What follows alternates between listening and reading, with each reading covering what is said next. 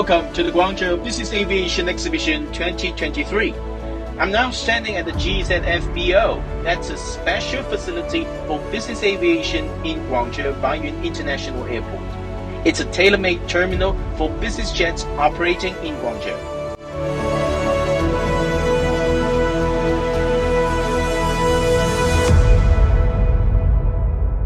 So now we have a very special guest for this year's exhibition. This plane was the first charter aircraft carrying China's humanitarian supplies for Syria on 9th of February after the earthquake.